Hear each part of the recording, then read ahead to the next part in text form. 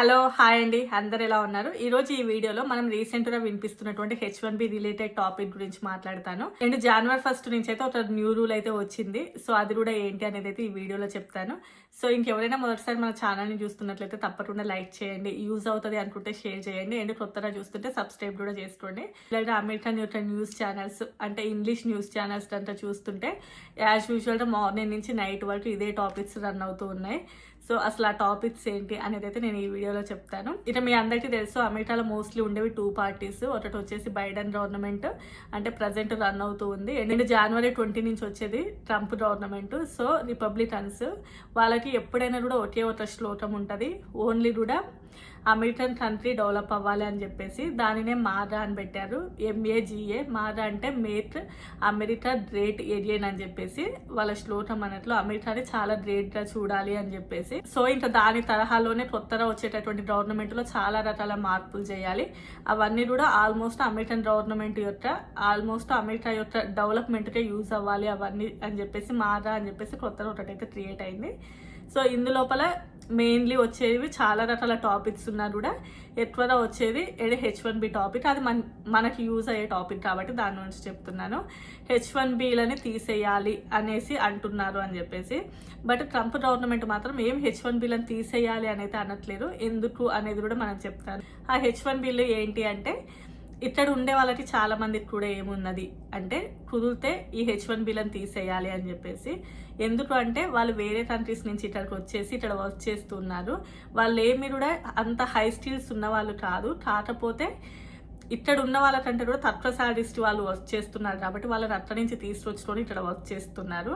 So దానివల్ల ఏమవుతుంది అంటే, ఇక్కడ ఉన్నటువంటి అమెరికన్ సిటిజన్స్ వర్క్ లేకుండా అయిపోతుంది. ఇక్కడ ఉన్న వాళ్ళు చాలా మంది అన్ఎంప్లాయ్మెంట్ అయిపోతున్నారు. సో అందువల్ల ఈ ప్రోగ్రామ్ అంటే H1B అనే కాన్సెప్ట్ ని తీసేయాలి అని చెప్పేసి ఉన్నది. సో ఇంకా మీరు అనుకోవచ్చు, హై టాలెంట్ ఉంటే అమెరికన్స్ అయినా కూడా జాబ్స్ వస్తాయి కదా, ఎందుకు మరి ఇండియన్స్ మీద పడ్డారు ఈవెన్ అంటే ఈ H1B వీసాల మీద అని చెప్పేసి. యాక్చువల్గా అమెరికన్స్ ₹100 పని చేస్తాము అంటే మన ఇండియన్స్ ఆల్మోస్ట్ ₹60, ₹50 అలానే పని చేస్తూ ఉంటారు. సో అందువల్లనే అక్కడి నుంచి ఇక్కడికి తీసుకొచ్చుకుంటున్నారు. బట్ అమెరికన్స్కి అంత తక్కువకి వర్క్ చేయలేదు కాబట్టి వీళ్ళని ఎక్కువ రిక్రూట్ చేసుకుంటున్నారు అని చెప్పేసి ఇక్కడ ఉన్నటువంటి అమెరికన్స్కి చాలా మందికి ఉన్నది. అండ్ ఇంకా చాలా మందికి కూడా అసలు మెక్సికన్స్ వాళ్ళు చాలా బెటర్, ఎందుకంటే ఇక్కడ వచ్చి ఏదో ఒక వర్క్ చేసి అమెరికన్స్కి వర్క్ చేసి పెట్టిపోతారు. బట్ వీళ్ళు మాత్రం మన జాబ్స్ వాళ్ళు లాగేసుకుంటున్నారు అని చెప్పేసి వీళ్ళకి ఉన్నది. ఇంకా ఫెడరల్ గవర్నమెంట్లో కూడా చాలా రకాల చేంజెస్, అంటే చాలా వరకు ఖర్చులను తగ్గించాలి. అండ్ ఇప్పుడు న్యూగా వచ్చేటటువంటి గవర్నమెంట్కి అవి కూడా చాలా వరకు ఉన్నాయి. ఫెడరల్లో కూడా చాలా రకాల చేంజెస్ తీసుకొని రావాలి అని చెప్పేసి. సో ఇంకా లాస్ట్ టైం ట్రంప్ గవర్నమెంట్ ఉన్నప్పుడే ఈ H1Bలో చాలా రకాల చేంజెస్ తీసుకురావాలి. అండ్ ఆ రూల్స్ని చాలా వరకు స్ట్రిక్ట్గా చేయాలి. ఆల్మోస్ట్ అందరికి కూడా క్లయింట్ లెటర్స్ రావాలి. అండ్ ఇలాంటివి చాలా రకాల రూల్స్ పెట్టారు. అండ్ ఆ టైంలోనే చాలామంది మన ఇండియన్స్ కూడా RFEలు పడడం, అంటే RFE అంటే రిక్వెస్ట్ ఫర్ ఎవిడెన్స్, అంటే అసలు మీరు ఎందుకు ఉండాలి ఈ కంపెనీలో, అసలు మీరు అవసరమా అంటే ఈ కంపెనీకి అని చెప్పేసి నిరూపించాలి. ఆల్మోస్ట్ RFE పడింది అంటే 70% ఇంకా వాళ్ళు ఇక్కడి నుంచి క్లోజ్ అన్నట్లుగానే. సో ఇలాంటివి కూడా ఆల్మోస్ట్ చాలా వరకు కూడా లాస్ట్ టైం పడ్డాయి కాబట్టి అప్పుడు ఇంకా ఈ H1Bలను తీసేయడము, ఇంకా స్ట్రిక్ట్గా రూల్స్ రావడానికంటే ముందే కూడా న్యూగా మళ్ళీ ఎలక్షన్స్ రావడము, అప్పుడు ట్రంప్ గవర్నమెంట్ పోయి బైడెన్ గవర్నమెంట్ రావడం, ఆల్మోస్ట్ చాలా మంది కూడా ఊపిరి పీల్చుకున్నట్లు అయిపోయింది ఇక్కడ ఉన్నటువంటి ఎస్పెషల్లీ ఇండియన్స్కి, ఆల్మోస్ట్ H1Bల మీద ఉన్న వాళ్ళకి. ఎందుకు అంటే ఈవెన్ పార్ట్ టైం జాబ్స్ చేసే వాళ్ళకి కానివ్వండి, స్టూడెంట్స్ కానివ్వండి, అందరికీ కూడా చాలా టఫ్ సిచ్యువేషన్స్. బట్ ఆ తర్వాత ఎప్పుడైతే ట్రంప్ గవర్నమెంట్ పోయి బైడెన్ గవర్నమెంట్ వచ్చిందో ఆల్మోస్ట్ అందరికీ కూడా చాలా వరకు రిలీఫ్గా ఉండింది. బట్ ఇప్పుడు మళ్ళీ ట్రంపే వస్తున్నాడు కాబట్టి ఆబ్వియస్లీగా అవన్నీ కూడా రూల్స్ తీసుకొని వస్తాడు.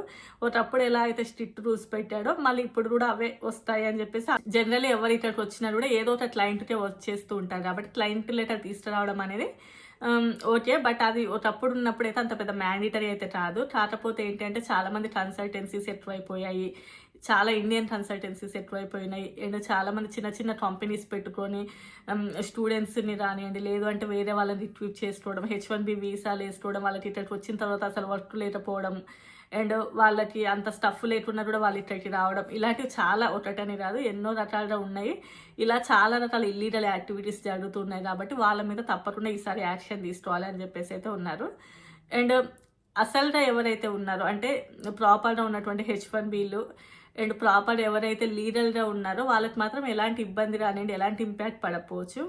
మోస్ట్లీ కూడా ఇప్పుడు ఉన్నటువంటి గవర్నమెంట్ అంటే ఇప్పుడు వచ్చేది January 20 నుంచి వచ్చేటటువంటి గవర్నమెంట్లో మెయిన్లీ వాళ్ళు ఎవరైతే ఇల్లీగల్గా యూఎస్కి వచ్చారో, ఎవరైతే ఇల్లీగల్గా ఇక్కడ ఉంటున్నారో వాళ్ళ మీద తప్పకుండా ఫస్ట్ యాక్షన్ వాళ్ళకి. ఆ తర్వాత వచ్చేసి H1Bలో కూడా ఎవరైతే ప్రాపర్గా లేరో ఆల్రెడీ చాలా రకాల చిన్న చిన్న కన్సల్టెన్సీస్ రానివ్వండి, చిన్న చిన్న కంపెనీస్ రానివ్వండి H1Bలని వేయడం కూడా మానేశారు ఈసారి. అండ్ H1Bలో కూడా ఈసారి చాలా వరకు రూల్స్ మారబోతున్నాయి. అంటే ఇంకా అది అనౌన్స్ అవ్వలేదు. నాకు తెలిసిన దాని ప్రకారం అయితే లాస్ట్ ఇయర్ అయితే ఎలాంటి ఫీ తీసుకోలేదు బయట. ఈసారి $210 జస్ట్ ఫర్ రిజిస్ట్రేషన్కి. అండ్ రిజిస్ట్రేషన్ అంటే నార్మల్గా మనకు అప్లై చేయడానికి. సో అంటే ఈ ఇయర్ తప్పకుండా కూడా H1B ఫైలింగ్కి కూడా చాలా వరకు ఛార్జెస్ పెంచారు. బట్ ఇంకా ఇక్కడ అసలు టాపిక్ ఏంటి, H1Bలను తీసేస్తే అసలు అమెరికా కంట్రీ అనేది డెవలప్మెంట్ అవ్వదు. ఎందుకంటే H1B వీసా అనేది ఎవరికైతే స్కిల్స్ ఉంటాయో వాళ్ళు వచ్చి ఇక్కడ వర్క్ చేస్తూ ఉంటారు. L1 వీసాలు ఇవన్నీ కూడా ఎవరైతే స్కిల్స్ ఉంటారో వాళ్ళు వచ్చేసి ఇక్కడ వర్క్ చేస్తూ ఉంటారు. ఇప్పుడు ఈ H1Bలను అంతా తీసేసినట్లయితే అసలు అమెరికన్ గవర్నమెంట్ కదా, అమెరికన్ కంట్రీ అసలు డెవలప్ అవ్వడానికి మినిమం కూడా నాలెడ్జ్ లేని పర్సన్స్ ఉంటే అసలు అమెరికా కంట్రీ డెవలప్ అవ్వదు. ఈ కంట్రీ ఇంతవరకు రావడానికి మెయిన్ రీజన్ కూడా ఈ H1B అనే ప్రోగ్రామ్ ఉండడం వల్లనే అని చెప్పేసి చాలా మంది అంటున్నారు. సో ఇంకా ఈ మారా కాన్సెప్ట్లో వాళ్ళు ఒక టీంని ఏర్పాటు చేసుకున్నారు. వాళ్ళు వచ్చేసి అందులో మీ అందరికీ బాగా తెలిసిన నేమ్ ఎలాన్ మస్క్ అండ్ ఇంకోటి వివేక వెంకట స్వామి. వీళ్ళు ఏంటంటే ఆల్మోస్ట్ ఇక్కడ ఉన్నటువంటి ఖర్చులను చాలా వరకు తగ్గించాలి అండ్ అన్నెసెసరీగా థింగ్స్ జరగకూడదు, అంటే అమెరికన్ కంట్రీ డెవలప్ అవ్వడం కోసం. బట్ వీళ్ళు ఏమి కూడా ఈ H1Bలకి పెద్ద వ్యతిరేకం కాదు. ఎందుకంటే ఎలాన్ మస్క్ కూడా ఏమీ అమెరికన్ ఒక సిటిజన్ కాదు. బట్ అతను ఇట్లా అంటే నార్మల్గా ప్రాపర్గానే ఒక వీసా ద్వారా యూఎస్కి వచ్చి ఇక్కడ సెటిల్ అయ్యాడు కాబట్టి సో అతను కూడా దీనికి మాత్రం ఓకే అంటే ఈ H1Bలకి. ఎందుకంటే H1Bలు అంటే మోస్ట్లీ హై స్కిల్స్ ఉన్న వాళ్ళు వస్తూ ఉంటారు అండ్ వాళ్ళ స్కిల్స్ అమెరికన్ కంట్రీ యొక్క డెవలప్మెంట్కి చాలా వరకు యూజ్ అవుతాయి. సో వాళ్ళనంతా తీసేసినట్లయితే వాళ్ళనంతా తీసేసినట్లయితే అమెరికా కంట్రీ చాలా వరకు డెవలప్మెంట్ అన్నది ఆగిపోతుంది అని చెప్పేసి అతని ఉద్దేశం. అండ్ ఆబ్వియస్లీ వివేక్ వెంకట స్వామి కూడా అతను ఇండియన్ అయినా కూడా అమెరికన్ సిటిజన్ అన్నట్లు, అంటే ఈ దేశంలోనే పుట్టిన అతను. సో అతను కూడా ఏమీ ఈ H1Bలకి పెద్ద వ్యతిరేకం కాదు. కానీ ఎవరైతే అదే రిపబ్లికన్స్లో ఉన్నటువంటి మిగతా వాళ్ళు ఏంటి అంటే ఈ H1Bలను తీసేసినట్లయితేనే కదా ఇక్కడ ఉన్నటువంటి అమెరికన్ సిటిజన్స్కి లాభం వచ్చేది అండ్ ఇక్కడ ఉన్నటువంటి అమెరికా డెవలప్ అవ్వడం విషయం పక్కన పెడితే వీళ్ళకి ఎక్కువ జాబ్స్ వచ్చేది ఈ H1B అనే ప్రోగ్రామ్ లేకుంటేనే కదా అని చెప్పేసి అందులో ఉన్నటువంటి రిమైనింగ్ వాళ్ళు. సో బట్ వీళ్ళు ఏంటి అంటే లేదు, ఒకవేళ అలా చేసినట్లయితే అసలు అమెరికా కంట్రీ అనేది డెవలప్ అవ్వదు అండ్ ఎవరికైనా కూడా సలహాలు ఇవ్వడమైనా కానివ్వండి, లేదు అంటే వాళ్ళ దగ్గర ఉన్నటువంటి స్కిల్స్ని మనం కావాలి అని అనుకుంటే తప్పకుండా ఈ H1B అనే ప్రోగ్రామ్ అయితే తప్పకుండా ఉండాలి. ఇన్ కేస్ మీరు దానికి ఆపోజిట్ అయితే వాళ్ళ మీద కూడా యాక్షన్స్ లాగా అలా ఉందన్నట్లు. అండ్ నెక్స్ట్ వచ్చేసి ట్రంప్ మాత్రం ఫస్ట్ నుంచి కూడా ఓన్లీ ఇల్లీగల్ ఇమిగ్రెంట్స్కి ఆపోజిట్గా ఉంటున్నారు. కాకపోతే ఎవరైతే ఈ లీగల్గా వచ్చి ఉన్నారో అండ్ ఎవరైతే H1B వీసాల మీద ఉన్నారో వాళ్ళకి మాత్రం ఏం పెద్ద ఆపోజిట్ కాకపోయినా కూడా 100% ఈసారి మాత్రం రూల్స్ అయితే మారిపోతున్నాయి. ఈ లాటరీ సిస్టమ్ ఏమైనా తీసేస్తారా, ఈ లాటరీ సిస్టమ్ తీసేసి నార్మల్గా ఎవరికైతే గ్రేడ్స్ ఎక్కువగా ఉన్నాయో వాళ్ళని ఎంచుకుంటారా అండ్ ఇవన్నీ ఏం మారుతాయి అనేసి January 20 తర్వాత తెలుస్తుంది. ఈ మారా అనేటటువంటి ప్రోగ్రామ్కి మాత్రం H1B పాలసీ అంతా ఉన్నట్లయితే ఆ మారా అనేటటువంటి ప్రోగ్రామ్ అసలు ముందుకు ఎలా జరుగుతుంది అంటే అమెరికా డెవలప్ అవ్వడం అనేది ఈ H1Bలో ఎక్కువగా ఉంటే వాళ్ళే వస్తున్నారు, వాళ్ళే జాబ్స్ చేస్తున్నారు, వాళ్ళే సెటిల్ అవుతున్నారు అండ్ స్టూడెంట్స్ లాగా వస్తున్నారు, ఓపీటీస్ అంటున్నారు అండ్ ఏదో ఒక చోట వర్క్ చేస్తున్నారు, మొత్తం కూడా వాళ్ళ కాన్సెప్టే నడుస్తుంది అని చెప్పేసి అండ్ మారాలో అంటే అదే ట్రంప్ గవర్నమెంట్లో ఉన్నటువంటి మిగతా కొంతమంది దానికి ఆపోజిట్గా ఉంటున్నారు. బట్ ఎలాన్ మస్క్ వాళ్ళు మాత్రం నో ఓకే వాళ్ళు ఉంటేనే బాగుంటుంది ఎందుకంటే వాళ్ళు హై స్కిల్స్ ఉన్న వాళ్ళు కాబట్టి అని చెప్పేసి.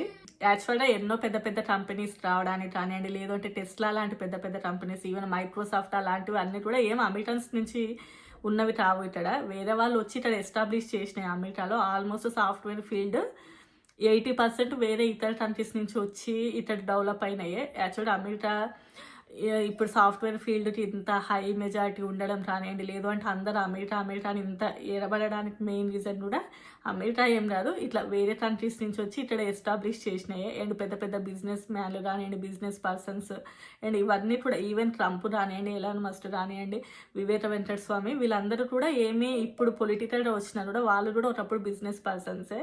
సో ఆ బిజినెస్ పర్సన్స్ అందరికీ కూడా తప్పకుండా ఈ H1B అనే ప్రోగ్రామ్ ఉండాలి. ఈ హై స్కిల్స్ ఉన్నటువంటి వాళ్ళందరూ కూడా వాళ్ళకి ఉంటేనే ఏంటి అంటే వాళ్ళకి ఇంకా ఫర్దర్గా ముందుకు వెళ్తుంది. సో అందువల్లనే వాళ్ళు మాత్రం వాటి పెద్దగా ఆపోజిట్ అయితే ఏం కాదు. ఇంకా అదే కాకుండా అసలు ఈ ఓపీటీలను కూడా తీసేయాలి అనే కాన్సెప్ట్ కూడా నడుస్తూ ఉంది. బట్ ఓపీటీలను తీసేయకపోయినా కూడా వాటి యొక్క టైంని చాలా వరకు ఇప్పుడు ఆల్మోస్ట్ ఇప్పుడు 3 years నడుస్తుంది కదా ఓపీటీ పీరియడ్. దానిని ఇంకా కొంచెం షార్ట్ టైం చేసే ఛాన్సెస్ ఉంటాయి. అండ్ ఇంకా నెక్స్ట్ ఈ H1Bలో ఆబ్వియస్లీ మార్పులు అయితే వస్తాయి. అండ్ ఇవన్నీ ఏమొస్తాయి అనేది January 20 తర్వాత తెలుస్తుంది. అప్పుడు ఇంకా దాని మీద కూడా వీడియోస్ అయితే చేస్తున్నాం. ఫైనలీ H1B కాన్సెప్ట్ అనేది లేకుంటే అసలు అమెరికా ఇంత డెవలప్ అయ్యేది కాదు. సో వాళ్ళ చేతితోటి వాళ్ళ కంటిని అయితే పొడుచుకోరు. ఎందుకంటే H1Bని అంతా తీసేస్తే ఆబ్వియస్లీ అండ్ అదే అండ్ ఎస్పెషల్లీ అంటే మోస్ట్లీ ఈవెన్ ఇండియా నుంచి వచ్చినటువంటి చాలా మంది రానివ్వండి, ఈవెన్ వేరే కంట్రీస్ నుంచి వచ్చిన టాలెంటెడ్ పీపుల్స్ వల్లనే అమెరికా ఇంత డెవలప్ అయింది. ఆబ్వియస్లీ ఆ విషయం వాళ్ళకు కూడా తెలుసు. ఈ ప్రోగ్రామ్ అయితే కంప్లీట్లీ తీసేయారు. January 1 నుంచి న్యూ రూల్ వచ్చిందని చెప్పాను కదా. ఇంతకుముందు ఎలా ఉండదంటే వీసా స్లాట్స్ మనం ఒకసారి బుక్ చేసుకున్న తర్వాత మనకి వేరే ప్లేస్ కావాలి అనుకుంటే దాన్ని రీషెడ్యూల్ చేసుకునే వాళ్ళం. ఫర్ ఎగ్జాంపుల్ డైలీ మనం ఊరికే చెక్ చేసుకుంటూ ఉండేవాళ్ళం, ఎక్కడ దొరికితే అక్కడ రీషెడ్యూల్ చేసుకునే వాళ్ళం. బట్ ఇప్పటి నుంచి ఏమైందంటే ఓన్లీ కూడా ఒక్కసారి అంటే మీరు ఎక్కడైతే వీసా స్లాట్ని బుకింగ్ చేసుకుంటారో ఆ తర్వాత రీషెడ్యూల్ మహా అంటే ఇంకొకసారి మాత్రమే చేసుకోగలరు. అంతకంటే ఎక్కువసార్లు అయితే చేసుకోలేరు. ఇన్ కేస్ మీరు చేసుకోవాలి అని అనుకుంటే మళ్ళీ వీసా ఫీ పే చేస్తేనే మీరు రీషెడ్యూల్ చేసుకునే ఆప్షన్ అయితే వస్తుంది. మీకు అందరికీ తెలుసు ఆల్మోస్ట్ వీసా ఫీకి ఎంత వరకు ఉంటాయో ఛార్జెస్. కొంతమందికి అయితే ఇంకొకసారి కూడా రీషెడ్యూల్ ఆప్షన్ అయితే రావట్లేదంట. ఓన్లీ వన్స్ ఒకసారి అంటే వాళ్ళు షెడ్యూల్ చేసుకున్నారంటే దెన్ అక్కడితోనే ఇంకా రీషెడ్యూల్ ఆప్షన్ కూడా రావట్లేదు. ఒకప్పుడైతే ఎన్నిసార్లు అయినా కూడా చేంజ్ చేసుకునే వాళ్ళు. ఇప్పుడు ఈ January 1 నుంచి అయితే ఆ రూల్ వచ్చింది. సో ఇంకా ఎవరైనా కొత్తగా వచ్చేటటువంటి స్టూడెంట్స్ రానివ్వండి, లేదు అంటే వాళ్ళ పేరెంట్స్కి వీసా స్లాట్స్ బుక్ చేసే వాళ్ళు రానివ్వండి, సో వాళ్ళందరూ ఏంటి అంటే మీరు బయట నుంచి చేయించుకుంటున్నా, ఈవెన్ మీరు ఓన్గా కూడా చేసుకుంటున్నా కూడా 1-4 సార్లు ఆలోచించేసి ఆప్షన్స్ని చెక్ చేసుకోండి. అండ్ బయటకి వెళ్ళేసి వేరే వాళ్ళతో చేయించుకునే వాళ్ళు ఇన్ కేస్ వాళ్ళకంతా తెలియకపోతే ఈ ఇన్ఫర్మేషన్ వాళ్ళకు కూడా షేర్ చేయండి. అండ్ మీకు కూడా యూజ్ అవుతుంది. ఇంత వీడియో నచ్చితే తప్పకుండా లైక్ చేయండి. కొత్తగా చూస్తుంటే సబ్స్క్రైబ్ చేసుకోండి. Bye bye.